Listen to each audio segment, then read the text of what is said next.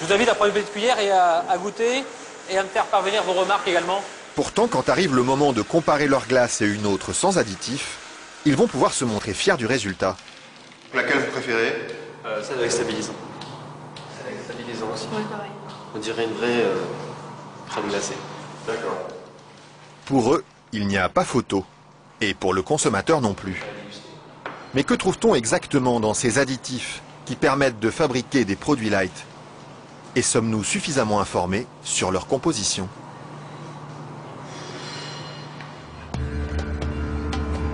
C'est à Vilvoorde, à quelques kilomètres de Bruxelles, que nous sommes allés chercher les réponses. Au bout de cette zone industrielle se cache une usine très discrète, filiale d'un des plus grands groupes chimiques européens. On y fabrique l'un des additifs les plus utilisés par l'industrie, le E441, plus couramment appelé gélatine. Et le responsable commercial de l'usine, Michel Vandenberg, n'est pas peu fier de nous montrer tout ce qu'on arrive à fabriquer avec son produit miracle. Alors je vais vous montrer quelques exemples des principales applications de la gélatine. On a naturellement le secteur alimentaire qui est l'application la plus importante au niveau mondial. Alors vous avez ici tous les produits gélifiés. Le premier marché pour lui, ce sont les bonbons. Mais on trouve aussi sa gélatine dans des gélules pharmaceutiques, des pellicules photo et même des shampoings. Dites-moi, il y en a vraiment partout de produits finalement. Ben, ce serait pas mal qu'il y en ait partout. Mais pour ça, il faut produire toujours plus. Alors ici, l'usine tourne à plein régime. Et la fameuse gélatine de Michel Vandenberg, la voici qui sort, tout au bout de la chaîne.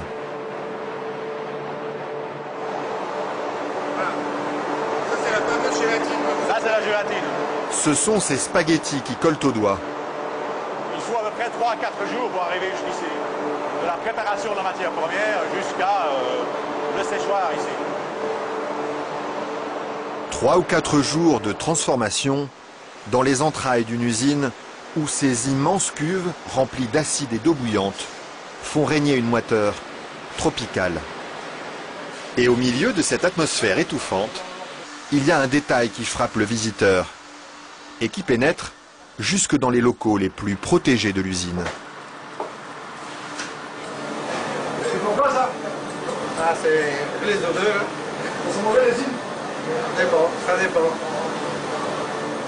Une odeur âcre d'acide et de graisse brûlée qui flotte sur tout le site jusqu'à l'extérieur de l'usine. Et la raison de cette odeur, la voici. C'est la matière première avec laquelle on fabrique la gélatine. Ça c'est la matière première. Nous traitons donc la couenne, la peau de porc. D'accord. De la peau de porc qui arrive par palettes entières dans son usine. Une matière première qui ne lui coûte presque rien et qu'il achète dans toute l'Europe. Ceux-ci viennent de Hongrie. Ça vient de Hongrie, d'accord. Voilà.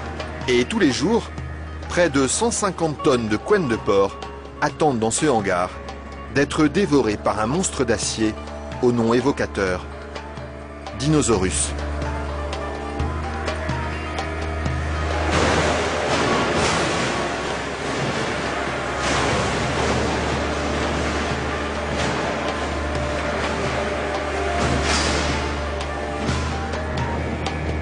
Grâce à cette matière première bon marché, Michel Vandenberg parvient à vendre sa gélatine à moins de 5 € le kilo.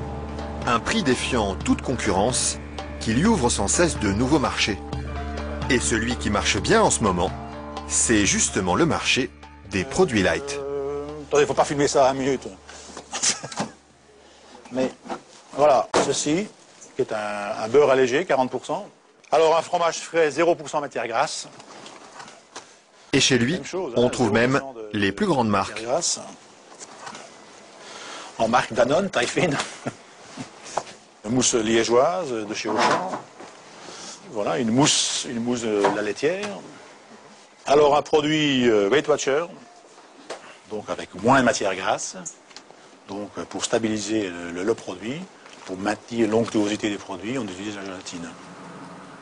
Un produit que les industriels n'hésitent pas à utiliser en grande quantité.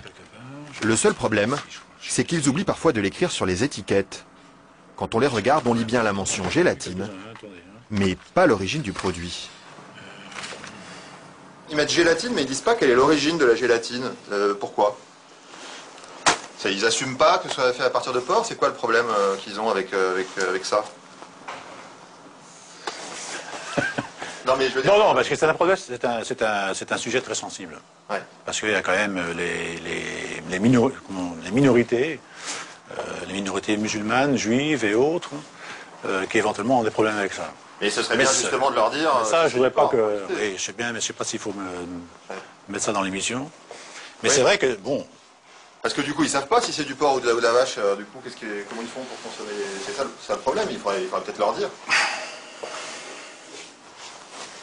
Une question qui laisse Michel Vandenberg sans voix et à laquelle aucune marque de l'agroalimentaire n'a souhaité répondre, malgré nos nombreuses sollicitations. À croire que la gélatine de porc est un sujet sur lequel il préfère rester discret.